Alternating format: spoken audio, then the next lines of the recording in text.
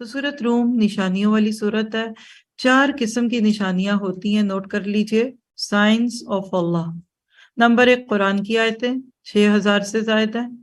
کونی کائنات کی لا تعداد ہیں. ان فی خلق السماوات والارض کو ذہن میں لے لیں. تیسری قسم کی نشانیاں ہیں دلائل انفس. اس میں مثال آپ اپنی لیجئے. زندگی کے اتار چڑھاؤ یاد کریں. کبھی دکھ، کبھی سکھ، کبھی بیماری آئی، بالکل موت کے منہ سے نکل آئے. باقی آپ نشانی ہیں چلتے پھرتے دنیا میں اس بات کے کہ اللہ مردوں کو زندہ کر دے، اللہ بیماروں کو صحت دے دے. حضرت سلیمان نشانی ہے دلائل انفس میں.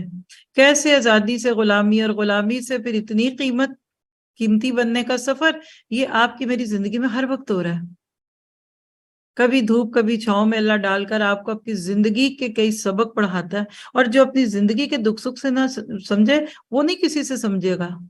وہ تو اتنا نکمہ ہے کہ اس نے کبھی کسی کو استاد نہیں بنانا. اور چوتھی چیزیں ہیں تاریخ کی نشانیاں. History repeats. تو کیا پتا چلا کہ ہم سب اپنے ارد گرد جھانکے، اور اس میں خاص طور پہ رومز کے مغلوبیت اور اس کی بات ہے. غزوہ بدر والے دن یہ پروفیسی سچ ثابت ہو گئی اور پتا چلا کہ قرآن اللہ کی طرف سے ہے. اگر یہ بات سچ ہے تو پھر باقی باتیں سچ کیوں نہیں ہوں گی، جس کا تذکرہ آنے والے دور کے لیے اور قیامت کے بعد کے لیے ہے.